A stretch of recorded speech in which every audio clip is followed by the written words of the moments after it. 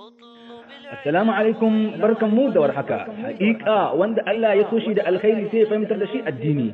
Haka wanda ya kama wata hanya yana mai neman ilimi a cikin ta, Allah zai sauƙaƙe mata hanyar zuwa aljanna. Saboda muhimmancin ilmantar da iya mace, manzon Allah sallallahu alaihi wa sallam ya keɓance ma mata rana na musamman domin karantar da su.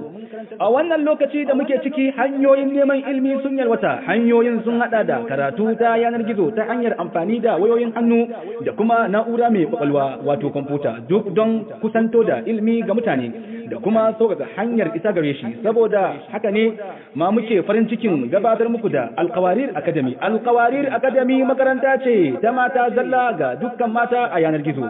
Cikin sauƙi kina daga cikin gidanki kuma da yaren Hausa. Hadafin Alkawarir Academy koyar da mace musulma abubuwan da bai kamata ta jahilce su ba na addini da kuma wayar mata da kai akan matsaloli da kalubalen da suka shafi rayuwarta ta hanyar karantarwa, daurori da kuma tattaunawa. Me ɗaliba za ta koya a Alkawarir Academy? Ɗaliba za ta koyi mawad guda 6: aqida, tafsiri, fiqh, arma da hadisi, sira da nahwu.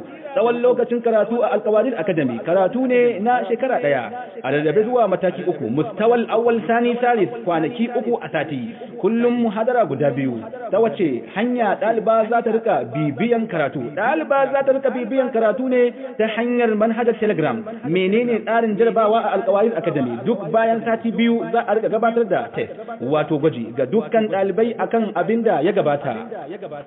Haka kuma a ƙarshen kowane wata da kuma ƙarshen kowane mataki zuwa mataki na gaba. Shin akwai wani sharaɗi ne kafin yin rijista a Alkawarir Academy? Sharaɗin shine dagewa da ɗorewa, kuma ba sharaɗi bane sai kina da certificate na gama wata makaranta, amma ɗaliba ta kasance tana da ido a ilmin addini ko kaɗan ne. Shin akwai shahada ga ɗaliba bayan kammala karatun shekara 1? Za a ba ma kowace ɗaliba shahada a ƙarshen kammala karatunta na shekara guda. Shin akwai kuɗi ne da ɗaliba za ta biya? A'a, makaranta kyauta ce, lokacinki kaɗai ake bukata da mayar da hankali. Alkawarir Academy, nisa'un ala khutar rasul sallallahu alaihi wa sallam.